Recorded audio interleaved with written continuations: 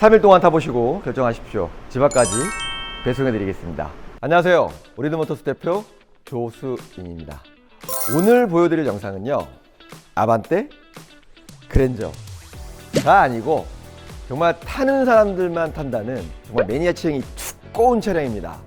그런 차량이 어떤 게 있는지 한번 알아보고 보여드리도록 하겠습니다.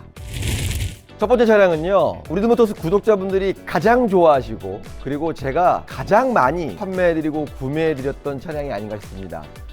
모하비 더 마스터 모델입니다. 이 모하비의 가장 큰 매력은요, 이 V6 3.0 디젤 엔진의 퍼포먼스, 힘, 차가 크기 때문에 차가 좀 잘 안 나갈까? 무겁지 않을까 하는데요, 타보시면 정말 잘 나갑니다. 힘이 좀 남다르고요. 이 차를 경험하시고 2.0 디젤 엔진이나 2.2 디젤 엔진, 제가 말씀드리는 건 뭐 산타페, 소렌토, 펠리세이드, 뭐 카니발 이런 걸 말씀드리는 건데 따라올 수가 없습니다. 어떤 그런 퍼포먼스는 이 모하비를 따라올 수가 없어요. 그래서 모하비를 타시다가 그쪽으로 갔다가 다시 돌아오셔요. 모하비 마스터는 이제 바뀐 점이 반절 주행이 들어갑니다. 그리고 금액대가 좀 많이 올라갔어요.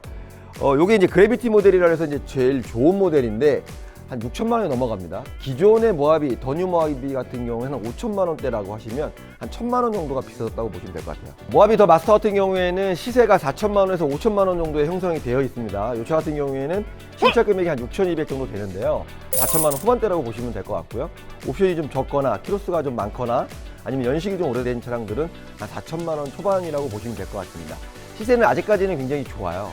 그만큼 이제 매니아층이 두텁다는 이야기입니다. 두 번째 차량은요, 제가 정말 좋아하는 차량입니다. BMW 640 모델입니다. 날렵한 쿠페형 디자인에다가 4도어 모델이기도 한데요. 사실 신차 금액은 1억이 훌쩍 넘어갑니다. 그러다 보니까 신차로 구매하시기는 상당히 좀 먼 산인데요. 이 중고차에서는 감가가 좀 많이 되다 보니까 좀 쉽게 접근할 수 있는 차량입니다. 벤츠 CLS와 아우디 A7이 있는데 제가 BMW를 꼽은 이유는요, 이 BMW만의 이 주행 질감이 있어요. 정말 운전하는 질감이 정말 남다릅니다. 사실 그 CLS라든지 아우디 A7 같은 경우에도 마찬가지겠지만 차가 이거 굉장히 커요. BMW 5 시리즈보다 제가 봤을 때는 더 크다고 생각이 듭니다. 굉장히 고급스럽고요. 실내도 굉장히 넓고 운전하기 굉장히 편합니다. 스포츠카의 단점은 뭐냐면 약간 좀 좁다는 느낌이 있고 불편하다는 느낌이 있는데 이거는 전혀 없고요. 640 같은 경우에는 꾸준히 정말 잘 팔리고 있고요. 드림카 중에 하나입니다. 이 낚시를 하실 때 이 손맛이 있잖아요. 근데 운전하실 때 어떤 손맛은 제가 봤을 때는 이 BMW가 가장 좋을 것 같고요.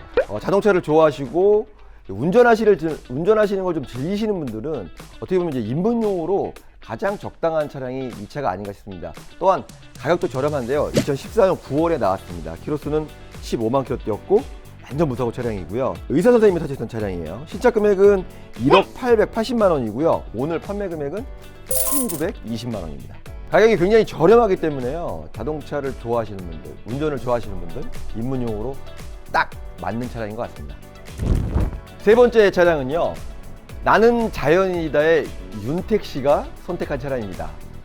콜로라도 익스트림 모델입니다. 콜로라도를 제가 매니아층이 많은 차량으로 뽑은 이유는요, 일단 픽업 트럭이라는 특성이 있습니다. 픽업 트럭 같은 경우에는 용도가 좀 다양해요. 뭐 짐을 실으시는 분들도 있고 레저 활동으로 쓰시는 분들도 있고요. 그리고 이 차량 같은 경우에는 픽업 트럭뿐만이 아니고 SUV로 쓰시기도 너무 좋습니다. 공간이 좀 넓기 때문에 타시는데 지장 없습니다. 이 뒷좌석이 좀 불편하다는 평들이 사실 좀 많이 있는데요.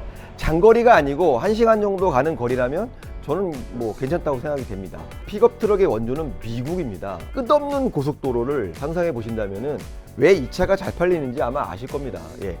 이 미국 자체가 땅거리가 워낙 크다 보니까요, 도시가 아닌 그 도시 외 지역에서는 이 픽업 트럭만큼 좋은 차량이 없습니다. 짐도 실을 수 있고 사람도 탈 수 있고 장거리를 갈 때 기름을 실을 수도 있고요. 아무래도 원조 차량이다 보니까 디테일한 면이 살아 있습니다. 일단은 오르고 내리기도 굉장히 편하게끔 이렇게 발판이 되어 있고요. 작업등과 이 긴 물건을 실을 수 있게끔 이 쪽유리를 열어놨습니다. 이런 면이요, 타보신 분들은 정말 없으면 불편하거든요.